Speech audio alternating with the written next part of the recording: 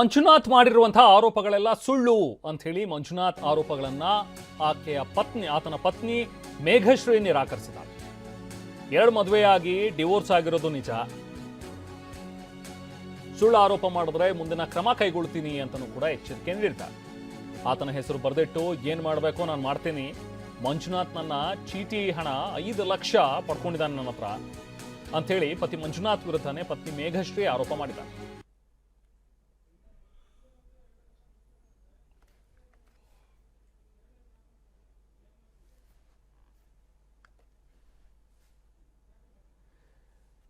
So ಇದು ಈಗ ಮಂಜುನಾಥ್ ಅಂತ ಹೇಳಿ ಏನು 3ನೇ ಪತಿ ಇದ್ದಾನೆ, ಅಂದ್ರೆ ಮೇಘಶ್ರೀಯ 3ನೇ ಪತಿ, ಆತ ಆರೋಪಗಳನ್ನ ಮಾಡ್ತಾ ಇದ್ದ ಈಕೆ ನನಗೆ ಮೋಸ ಮಾಡಿದಾಳೆ ಅಂತ ಹೇಳಿ.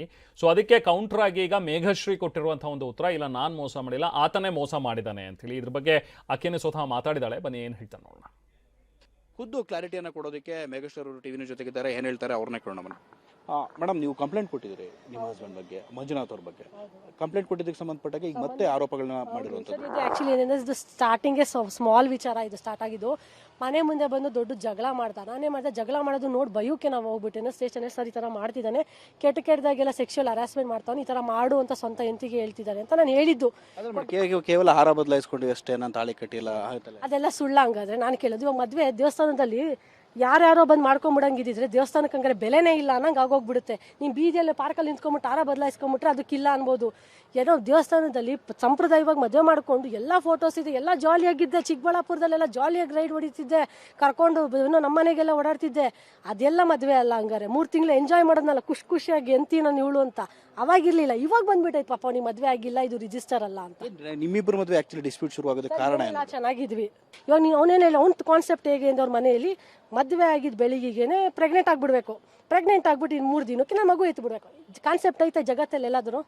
ಮದುವೆ ಆಗಿದ ತಕ್ಷಣ ಮಕ್ಕಳಾಗ್ಬಿಡಂಗಿದ್ರೆ ಮಕ್ಕಳ ವಿಚಾರಕ್ಕೆ ನಿಮ್ಮ ನಡುವೆ ಜಗಳ ಶುರುವಾಗಿದೆ ಅಂತಲ್ಲ. ಸೆಕ್ಷುವಲ್ ಬಂದಿದ್ದು ಅವನಿಗೆ ಯಾವ ಥರ ವೆರೈಟಿ ಮಾಡ್ಬೇಕು, ಈ ಥರ ವೆರೈಟಿ ಮಾಡ್ಬೇಕು. ನನ್ನ ಫ್ರೆಂಡ್ಸ್ಗಳೆಲ್ಲ ಹಂಗೆ ಮಾಡ್ತಾರೆ, ಹಿಂಗೆ ಮಾಡ್ತಾರೆ, ಅವ್ರ ಹೆಂಡತಿಗಳೆಲ್ಲ ಇದು ಮಾಡ್ತಾನೆ, ನೀನು ಯಾಕೆ ನನಗೆ ಇದು ಮಾಡಲ್ಲ, ನನಗೆ ಆ ಥರನೇ ಬೇಕು, ಈ ಥರನೇ ಬೇಕು ಅಂತ. ನನ್ನ ಕೈಲಿ ಹಾಗಲ್ಲ. ಕೆಲವೊಂದು ನಗ್ನ ಫೋಟೋಗಳನ್ನ ನೀವು ವೈರಲ್ ಮಾಡಿದ್ರಿ ಮೇಡಮ್, ಮಂಜುನಾಥದ ಫೋಟೋಗಳು.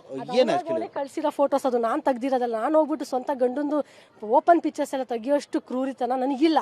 ಅವ್ನು ಬೇಕಿನೋ ಹೇಳ್ತಾ ಇದ್ದಾನೆ ನಾನು ನ್ಯೂಡ್ ಫೋಟೋಸ್ ಅವ್ಳದೆಲ್ಲ ಆಗ್ತಿದ್ದ. ನನಗೆ ಗೊತ್ತಿಲ್ಲ ನಾನು ಅವ್ನಿಗೆ ಯಾವಾಗ ನ್ಯೂಡ್ ಫೋಟೋಸ್ ಕೊಟ್ಟಿದ್ದೀನಿ ಅಂತ ನನಗೆ ಅರ್ಥ ಆಗ್ತಿಲ್ಲ. ಅಂದರೆ ಅವನು ಬೇಕು ಅಂತ ನನ್ನ ಫೋಟೋಸ್ ತೆಗ್ದಾ ಇದ್ದಾನೆ ಅಂದಮೇಲೆ ಅರ್ಥ ನಾನು ಅದಕ್ಕೆ ಫೈಟ್ ಕೊಡಬೇಕಲ್ವಾ.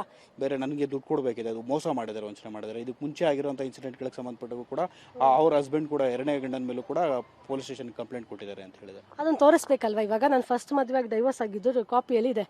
ನಂದು 27 ಲಕ್ಷ ನಾವು ಖರ್ಚು ಮಾಡಿ ಮದುವೆ ಮಾಡಿದ್ದು, 10 ಲಕ್ಷ ನಮಗಿಲ್ಲ ಇದು ಬಂದಿರೋದು ಇದೆ.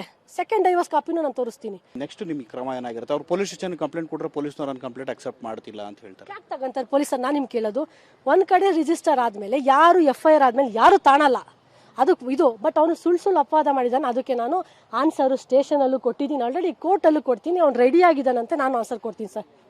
ಇದಿಷ್ಟು ಕೂಡ ಮೇಘಶ್ರೀ ಅವರು ಮಾಡ್ತಿರ್ತಕ್ಕಂಥ ಆರೋಪಗಳು. ಏನು ಆರೋಪವನ್ನು ಮಾಡ್ತಿದ್ದಾರೆ ಮಂಜುನಾಥ್, ಯಾವುದಕ್ಕೂ ಕೂಡ ಅದಕ್ಕೆ ಸಂಬಂಧಪಟ್ಟಂಥ ದಾಖಲೆಗಳೆಲ್ಲ ಸುಳ್ಳನ್ನು ತಿರುಚಿ ಹೇಳ್ತಿದ್ದಾರೆ ತನ್ನ ಮೇಲೆ ಅಂತ ಹೇಳಿ ಆರೋಪವನ್ನು ಮಾಡ್ತಿರ್ತಕ್ಕಂಥದ್ದು. ಕ್ಯಾಮರಾಮನ್ ವಾಲಿ ಜೊತೆ ಶಿವಪ್ರಸಾದ್, TV9 ಬೆಂಗಳೂರು.